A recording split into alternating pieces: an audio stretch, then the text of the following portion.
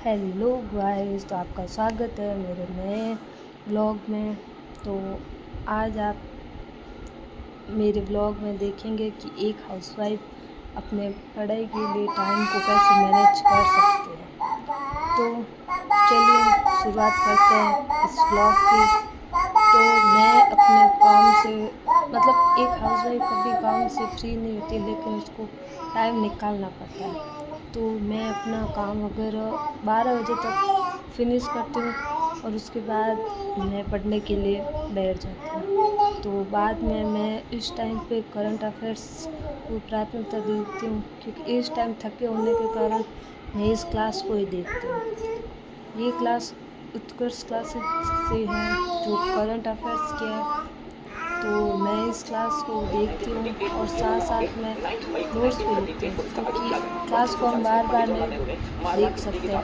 तो मैं उनके नोट्स बना लेती हूँ जो मैं रिवाइज करती रहती हूँ। और ये क्लास देखने के बाद मैं थोड़ी देर रेस्ट करती हूँ थकान के कारण।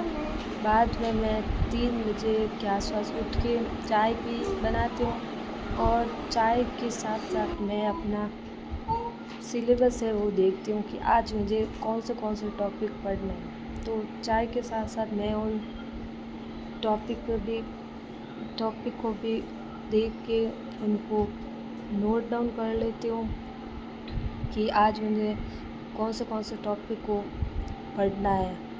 तो ये सब करने के बाद मैं ये सिलेबस में करती हूँ। मैं एक सिलेबस की कॉपी अपने पास रखती हूँ और उसमें लाइट लगा देती हूँ कि कौन सा टॉपिक पढ़ना है, कितनी बार रिवाइज करना है, ऐसे। क्योंकि सिलेबस होने से हमें पता चलता है कि हमारे सिलेबस में कौन से टॉपिक हैं। तो ये सब करने के बाद मैं अपनी पढ़ाई के लिए बैठ जाती हूँ। और जैसे कि आज मुझे भूगोल के टॉपिक पढ़ने हैं, तो मैंने भूगोल की बुक्स ले ली। तो सबसे पहले मैं भूगोल के टॉपिक स्टार्ट करते हैं पढ़ना। ये टॉपिक मैंने पर्यटन और जनजातीय, ये 2 टॉपिक मैंने भूगोल के लिए। तो मैं फिर उनको पढ़ने के लिए बैठ जाती हूँ और मैं पढ़ने के साथ साथ उनको अंडरलाइन करती हूँ। एक बार पढ़ती हूँ फिर उनको रिवाइज करती हूँ। जितना हो सके हमें रिवाइज करना चाहिए। जितना ज़्यादा हम रिवाइज करेंगे उतना ही हमें ज़्यादा याद होगा। हमारे माइंड में वही चीज़ें ज़्यादा समय तक टिकती हैं जिसको हम ज़्यादा से ज़्यादा रिवाइज करते हैं। तो मैं ज़्यादा से ज़्यादा एक टॉपिक को पहले पढ़ती हूँ और उसका बार बार रिवाइज करती हूँ। और मैं ज़्यादातर तो अभी जीके को इम्पोर्टेंस दे रही हूँ, क्योंकि हमारे 3rd ग्रेड में ज़्यादा जीके को ही शामिल किया हुआ है। बाकी जो सब्जेक्ट वगैरह है वो तो कम नंबर के हैं, उनको भी देखना है, लेकिन अभी मैं सिर्फ जीके को ही तैयार कर रही हूँ। तो जीके में मैं अभी पहले सारे टॉपिक कवर कर लूँगी, क्योंकि एक हाउसवाइफ को इतना टाइम नहीं मिलता कि वो सब चीज़ें साथ में लेके चले। जितना टाइम मुझे मिलता है मैं उसमें ही अपने पढ़ाई को जारी रखती हूँ। तो 2 टॉपिक पढ़ने के बाद मैं बाहर गई। शाम हो चुकी थी, तो थोड़ी देर मैंने बाहर टहला और बाहर का मौसम देखा। उसके बाद मैं वापस से पढ़ने के लिए बैठ गई। उसके बाद मैं MCQ करती हूँ। मैं MCQ को भी ज़्यादा प्राथमिकता देती हूँ, क्योंकि MCQ से हमें हमारी तैयारी का पता चलता है कि हमको कितना याद है, कितना याद किया है। तो मैं ये करती हूँ। जो टॉपिक मैंने पढ़ रखे हैं उनका मैं ऐसे एक बुक है मेरे पास, तो उससे मैं करती हूँ सारे टॉपिक का। तो मैं एक करके 3-4 टॉपिक के MCQ सॉल्व किए। तो उसके बाद ये मेरा बेटा है, तो मैं इसको भी पढ़ाना पड़ता है। ये अभी छोटी क्लास में KG में है, तो इसको काम करवाना पड़ता है, होमवर्क वगैरह करता है। और कुछ थोड़े बहुत लर्न भी करता है। तो मैंने साथ साथ ये भी क्लिप ले ली, साथ में मैं इसको भी पढ़ा रही थी, ये अपना होमवर्क कर रहा था और मैं मेरी पढ़ाई भी कर रही थी, तो साथ साथ में ये दोनों काम कर रहे। तो ये भी अपना काम कर रहा था।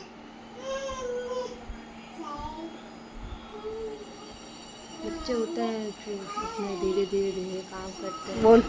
एक चिड़िया के बच्चे घर से निकले पूरब से हम चिनको आए, उत्तर से दक्षिण चिनको आए, घूम लिया है जग सारा, अपना घर है सबसे प्यारा। ये उसको मैं लर्न करके आता है, फिर मुझे सुनाता है। तो उसके बाद मैंने ये कल्याणकारी योजना और पुरस्कार टॉपिक पढ़ा, शैक्षिक परिदृश्य का है। तो ये योजनाएँ पढ़ी और योजनाएँ पढ़ने के बाद मतलब नाइट का टाइम हो रखा था। उसके बाद मैंने अपने खाना वगैरह बनाया, तो मैं वो क्लिप वगैरह नहीं ऐड करी, मैं सिर्फ अपना स्टडी का ही बता रही हूँ। तो उसके बाद मैं मतलब जो पेपर होते हैं ये कलाम टेस्ट सीरीज के, तो वो तो ज्वाइन नहीं कर रखे, लेकिन मैं उसके पेपर का सॉल्यूशन वगैरह देख लेती हूँ, क्योंकि इससे हमें पता चल जाता है कि पेपर किस लेवल का आता है। तो ये सब पढ़ने ये क्लास देख के मैंने ये पूरा पेपर देखती हूँ, मैं पूरा पेपर देखा। और उसमें भी मतलब ज़रूरी नहीं है हमें सब आ रहे हैं, जो आ रहे थे वो मैंने कर लिए, जो नहीं आ रहे थे उनको भी मैंने नोट डाउन करती हूँ। तो नोट डाउन किया और उनको भी मैं रिवाइज़ करती हूँ। तो बाद में मैंने ये वाले एक पेपर देखा था, पेपर का सॉल्यूशन था, ये भी यूट्यूब पे अवेलेबल हो जाते हैं। आज के टाइम में यूट्यूब पे सारे अवेलेबल हैं। तो ये पेपर मैं देख लेती हूँ घर से ही, क्योंकि मुझे इतना टाइम नहीं मिलता कि मैं टेस्ट सीरीज ज्वाइन करूँ और जाऊँ देने के लिए।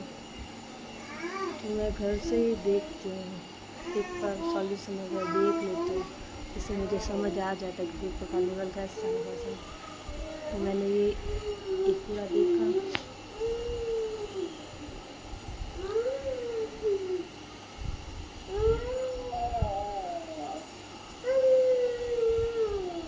आप सब जानते हैं कि एक औरत के पास इतना टाइम नहीं होता है, लेकिन अगर उसमें जज्बा हो तो वो कुछ भी कर सकती है। अगर जैसे कि मेरे मन में है कि मुझे कुछ करना है, क्योंकि मुझे बचपन से ही शौक़ था पढ़ने का, तो मैं अब भी पढ़ाई करती हूँ। तो मैं अपने काम में से टाइम निकाल कर पढ़ाई करती हूँ। जैसे एक काम करती हूँ तो टाइम मिलता है मुझे, तो उसमें मैं पढ़ लेती हूँ। ज़रूरी नहीं है कि मैं नौकरी लगेगी, लेकिन मुझे पढ़ना अच्छा लगता है, तो मैं पढ़ाई करती हूँ, मेहनत कर रही हूँ। देखते हैं कभी ना कभी तो होगा। ज़रूरी नहीं है कि हर आदमी को हर चीज़ मिल जाती है, लेकिन मैंने बचपन से ही मेरा पढ़ाई में बहुत मन था और शादी के बाद भी मैं मेरी स्टडी को जारी रख रही हूँ। तो आप समझ सकते हैं। तो उसके बाद मैं कुछ पेपर वगैरह मतलब सॉल्व करती हूँ। मैंने ले रखी ऑनलाइन टेस्ट सीरीज वगैरह, तो उसमें मैं पेपर सॉल्व करती हूँ। इससे हमें समझ, जैसे मैं 2 टॉपिक पढ़ती हूँ तो शाम को उन दोनों का टेस्ट दे देती हूँ, जो मैंने टेस्ट सीरीज दे रखी है। तो उसके साथ आप मेरे ये दिनचर्या देख सकते हैं। मुझे ज़्यादा से ज़्यादा 5-6 घंटे मैं पढ़ लेती हूँ, इतना ही टाइम मिलता है कि घर में बच्चों में रास्ते में सब कुछ करना पड़ता है। तो जितना टाइम मुझे मिलता है मैं उसमें पढ़ाई कर लेती हूँ। देखते हैं आगे किस्मत की बात है।